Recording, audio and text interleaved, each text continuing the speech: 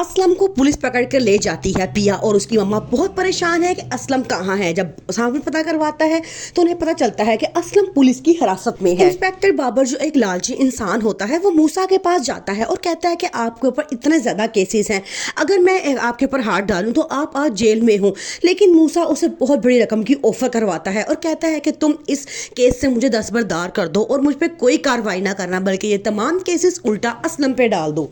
सांवल अब असलम और पिया की बहुत मदद कर रहा होता है। असलम बहुत शर्मिंदा होता है सांवल से और उसे कहता है कि मैं हमेशा तुम्हें धुतकारता, गुंडा, बदमाश कहता था, लेकिन मैं नहीं जानता था कि तुम्हारे अंदर एक इतना नरम दिल मौजूद है।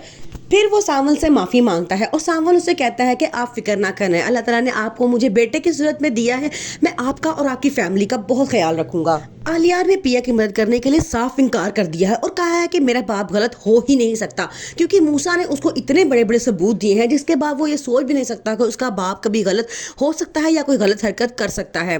अब पिया ने फैसला किया है कि वो अकेले इस जंग से लड़ेगी। उसने आलियार को भी छोड़ दिया है। मूसा अब बहुत खुश है क्योंकि उसका ये सोचना है कि इसका सबसे बड़ा वफादार अब पीछे पड़ चुका है। अब पिया और उसका खानदान बिल्कुल अकेला है, मैं उन पर अटैक कर सकता हूँ। मूसा को जब से पता चला है कि सांवल पिया की फैमिली की मदद कर रहा है तो उसे बड़ा गुस्सा आता है और कहता है कि ये नमक हरामी पे उतर जाएगा, मैंने कभी सोचा भी नहीं था।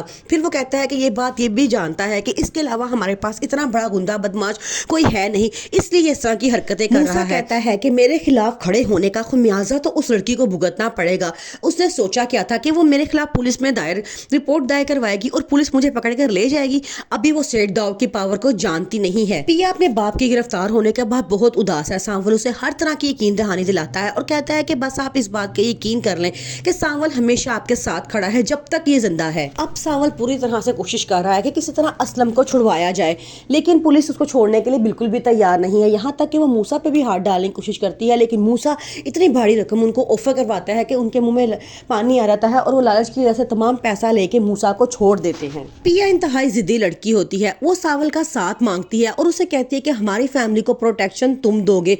मूसा जो अभी तक ये बात नहीं जानता कि सांवल उसके खिलाफ है।